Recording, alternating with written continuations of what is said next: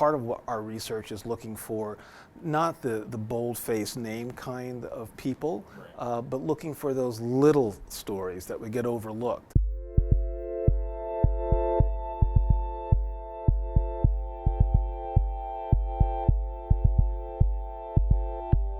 Detroit, throughout its history, has always been a leader in terms of what's coming next for the rest of the country. It's like a bellwether.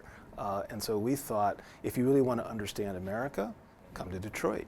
How do you find the particular stories that, we get to follow in the first episode? We started a process roughly 6 months before we began filming here in Detroit to research the history. And in the course of doing that, we had a lot of input from people here at the Historical Museum, as well as at Wayne State University. We read a lot of books. We looked at a lot of newspapers and magazines. And part of what our research is looking for, not the bold-faced name kind of people, but looking for those little stories that would get overlooked. So whereas we have great newspapers here in Detroit, our research focused on the smaller newspapers. We would go into the neighborhoods, we would get the little throwaway things by the cash register or just as you're coming out the door, and we'd see who's in that. Because those people are being highlighted by folks just like them within their own communities as people that they recognize as leaders or are doing something that's positive. And that's the other thing. We're not looking for sensationalism, we're looking for the positive. We're looking what can we learn that's going to be aspirational or uplifting.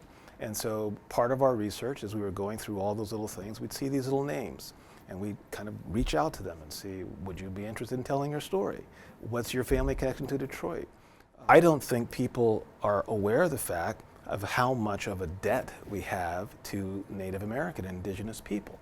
I think it comes out in the show that, wow, not only are a lot of our street names, a lot of the early history depended on Native American folks here, but they helped to build a lot of what we see. What, if anything, is unique about this set of photos and the history and things like that you're getting from Detroit in particular? So one of my favorite stories, everybody knows about Henry Ford, but how much do we really know about Henry Ford, right? And we have people in Detroit who have family experiences with a Henry Ford that most of us never knew about. And we show that in the show. We didn't know that there were people in Detroit who were the bank. Right? Yeah, that's a really good. Okay. I thought that was a really good story. Right, and her daughters and granddaughter, talking about, oh, she was a loan shark. Right. Well, banks were being banks just like they were back, today, right back then. And a guy with an idea in an unproven market couldn't get a bank loan, so he had to go to alternative places. But where have you ever heard that story about Henry Ford financing, Ford Motor that way? It's in the family photos and in the family stories.